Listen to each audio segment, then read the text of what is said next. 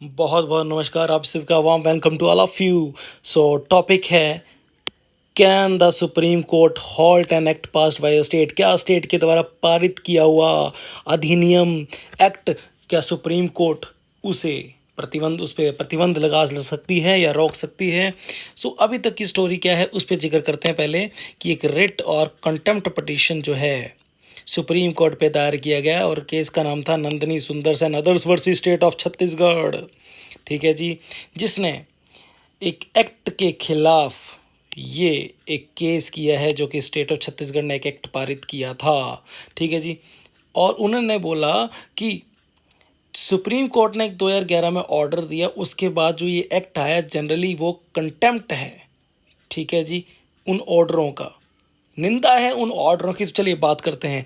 जुलाई 5 2011 को वो ऑर्डर पारित होते हैं। ऑर्डर क्या पारित होते हैं कि छत्तीसगढ़ सरकार ने स्पेशल पुलिस ऑफिसर्स जो हैं वो रखे गए थे। तो सुप्रीम कोर्ट ने ऑर्डर पारित किया कि जनाब ये जो आपके पास ये रखे गए हैं पुलिस ऑफिसर्स, इनको इनकी जो रिक्रूटमेंट है इन पे रोक लगाई जाए, सीज किया जाए। ठीक है जी, इनको उसी समय से डिसिस्ट किया जाए इनकी ड्यूटीज़ से। और ये एसपी ऐसा क्यों? क्योंकि ये जो आपके पास शामिल किए गए थे, किस लिए शामिल किए गए थे? ये कंट्रोल, काउंटर, मिटिगेट और अदरवाइज एलिमिनेटिंग मॉइस्ट एक्टिविटीज़ को रोकने के लिए रखे गए थे। ठीक है जी, पुलिस फोर्सेस रखी गई थी। मैं उनकी बात नहीं कर रहा हूँ कमांडोज की, मैं पुलिस फोर्सेस की बात कर रहा हूँ। और कोर्ट ने ये भी बोला कि इनको जो फायर आर्म्स इशूड हुए हैं, जो भी वेपन्स इशूड हुए हैं, वो भी इनसे वापस ले लिए जाएँ। This is important. साथ में कोर्ट ने क्या बोला कि स्टेट शैल टेक ऑल, ठीक है जी, अप्रूव्ड मेजर्स लें कि ऑपरेशन जो है ऑफ एनी ग्रुप इंक्लूडिंग, ठीक है जी, आपके पास जो भी ऑपरेशंस जो हैं ऑफ एनी ग्रुप जो हैं ये मायूस के खिलाफ कर रहे हैं, वो भी जो है उसके ऊपर उनको भी प्रिवेंट किया जाए। मतलब पुलिस ऑफिसर्स जो हैं, एसपीओ जो हैं, वो नहीं करें। ठीक है जी, सिर्फ ये कमांडोज सालवा जुडूम जो हैं कोया कमांडोज को छोड़कर। ठीक है जी, उसके बाद कोर्ट ने ऑल्सो एक डायरेक्शन दी कि यूनियन ऑफ इंडिया भी जो है वो भी अपने जो है डिसिस्ट कर दे या सीज और डिसिस्ट कर दे। ठीक है जी, जो फंड्स दे रहे हैं इन सपोर्ट ऑफ इनकी रिक्रूटमेंट के लिए, एसपी और स्पेशल पुलिस ऑफिसर्स की रिक्रूटमेंट के लिए, जो कि इन काउंटर इंसर्जेंसी एक्टिविटीज़ में शामिल है अगेंस्ट माओइस्ट के।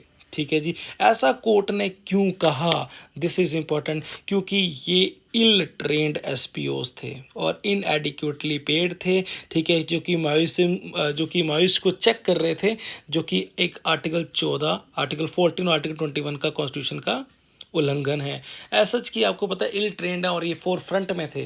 ठीक है, इनकी जान को भी खतरा था और ये प्रॉपर ट्रेंड नहीं थे कि माओ से डील कैसे करना है।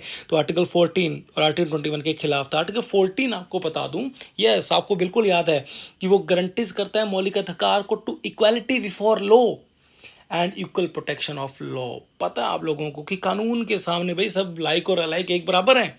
और आर्टिकल 21 क्या बोलते हैं? आपको right to life and personal liberty, आपको जीने का हक है जनाब। ठीक है जी, अब ये कंटेम्प्ट केस फाइल क्यों हुआ जनाब? ठीक है, दिस इज़ वेरी इंपॉर्टेंट। तो अब जैसे ये सुप्रीम कोर्ट के ऑर्डर आते हैं जुलाई 2011 में, तो स्टेट ऑफ छत्तीसगढ़ एक एक्ट लेके आता है, Chhattisgarh auxiliary armed police force act 2011। ये इंपॉर्टेंट है। ठीक है जी, और उसमें 2 सेक्शन लेके आता है, सेक्शन 4 का क्लॉज 1 और यहाँ पे मैं पढ़ाऊंगा सेक्शन 5 का clause 2। This is important here. अब यहाँ पे बात करते हैं कि अब इन्होंने क्या किया कि ऑक्सिलरी फोर्स को जो है कॉन्स्टिट्यूट कर दिया। मैंने यहाँ पे लिखा है पुलिस फोर्स। ठीक है जी, यहाँ पे पुलिस फोर्स जो है उसे ऑक्सिलरी फोर्स कहा गया। ठीक है, वो कॉन्स्टिट्यूट होगी और वो क्या करेगी? To aid and assist security forces, जैसे आर्मी होगी, कमांडोज होगी, उनको असिस्ट करेंगी। किसके लिए? पब्लिक ऑर्डर और प्रिवेंट करेंगे और प्रिवेंटिंग, कंट्रोलिंग, कॉम्बैटिंग मॉइस्ट वगैरह के और नक्सल वायलेंस को एक तरह से रोकथाम के लिए ये असिस्ट करेंगे। क्लियर है? याद रखना सेक्शन 5 टू इंपॉर्टेंट इसलिए है कि फर्दर स्टेट क्या करता है कि मेंबर्स जो हैं ऑक्सिलरी फोर्स के वो shall not be diploid in the front line positions. मतलब अब वो फ्रंट लाइन पोजीशंस पे काम नहीं करेंगे, वो क्या करेंगे? अंडर सुपरविजन में काम करेंगे। किसके? सिक्योरिटी फोर्सेस के। तो अब देखो, ऑर्डर के बाद उन्होंने एक्ट पारित किया छत्तीसगढ़ की सरकार ने, परंतु कंडीशंस जो हैं वो फुलफिल की, जो उनके ऑर्डर में फुलफिल नहीं हो रही थी। ठीक है जी, तो फोरफ्रंट में काम नहीं करेंगे, बैक काम करेंगे, असिस्ट करेंगे। और साथ ही साथ जो मेजर मैंने बोला था कि वो इल ट्रेंड थे, परंतु अब इनको क्या है, कंपल्सरी ट्रेनिंग कर दी, period not less than 6 months। ठीक है जी, इस एक्ट में रखा गया। Only those SPOs would be eligible होंगे जो इस यार्ड स्टिक, इस पूरे रूल्स रेगुलेशंस को कंप्लीट करेंगे, और उन्हीं को इंडक्ट किया जाएगा इस ऑक्सिलरी फोर्स में बाय स्क्रीनिंग कमेटी के द्वारा। ठीक है जी, ओके। और द लेजिस्लेचर है 10, और जितने भी इनके पास कंसर्न थी, जो सुप्रीम कोर्ट की आपके पास जो ऑर्डर थे जजमेंट के, और जो फुलफिल नहीं कर रहे थे, यहाँ पे आपने पढ़ा जो फुलफिल नहीं कर रहे थे, अब वो ऑब्जर्वेशंस यहाँ पे क्या हो रही हैं, फुलफिल हो रही हैं यहाँ पे। ठीक है जी। और तो पटिशनर्स अब यहाँ पे क्या कह रहे हैं, पटिशनर्स कह रहे हैं कि आर्ग्यूड कर रहे हैं कि जनाब ये जो इन्होंने ये जो एक्ट पारित किया, ये कोर्ट के ऑर्डर के बिल्कुल ही खिलाफ है। ठीक है जी। अब जो ये कंटेम्प्ट कोर्ट लगाया जनाब, ये क्या हो गया, रिजेक्ट हो गया। क्यों रिजेक्ट हो गया, ये बड़ा इंपॉर्टेंट है। दिस इज वेरी इंपॉर्टेंट भाई। सुप्रीम कोर्ट चाहता तो लेजिस्लेटिव के एक्ट को प्रतिबंध भी लगा सकता, खारिज भी कर सकता, परंतु सुप्रीम कोर्ट ने बैलेंस ऑफ पावर बना के रखा। ठीक है जी। तो यहाँ पे बढ़ते हैं, एक रिलीफ था बेसिकली, और ये इंपॉर्टेंट बन जाता है जब आप तैयारी कर रहे हो किसी एग्जाम्स की।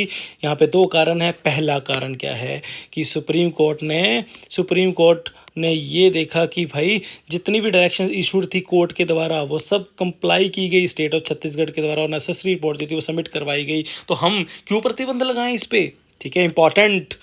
उसके बाद एवरी स्टेट, सारी स्टेट लेजिस्लेचर के पास प्लेनरी पावर्स हैं जनाब, कि वो कोई भी इनेक्टमेंट ला सकता है जब तक वो इनेक्टमेंट कॉन्स्टिट्यूशन के दिए हुए प्रावधानों के खिलाफ ना हो।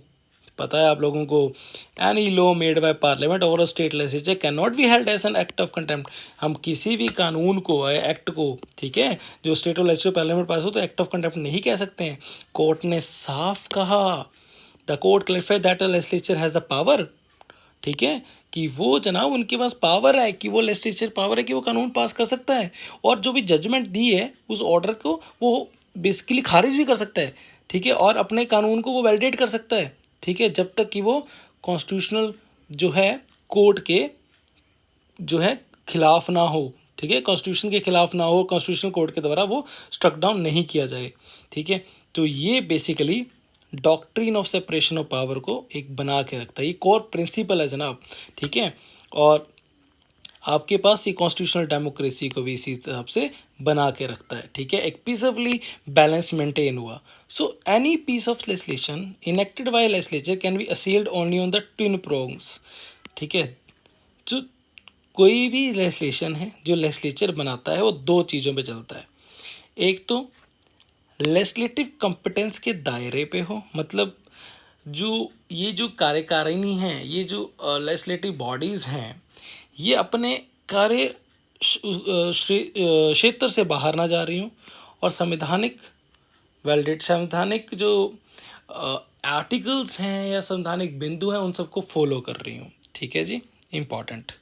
उसके बाद एक केस जजमेंट की बात करते हैं, Indian aluminium corporation versus state of Kerala की, जहाँ पे सुप्रीम कोर्ट ने क्या बोला था कि, ठीक है, ऑब्जर्व किया था कि court must maintain the delicate balance devised by the constitution, कि जो कोर्ट है उसको डेलिकेट बैलेंस जो है वो बनाए रखना है, जो कि संविधान के द्वारा बनाया गया है, बिटवीन तीन सॉवरेन फंक्शनरीज। वो कौन सी हैं पता है आप लोगों को? 3 सॉवरेन फंक्शनरीज कौन सी हैं?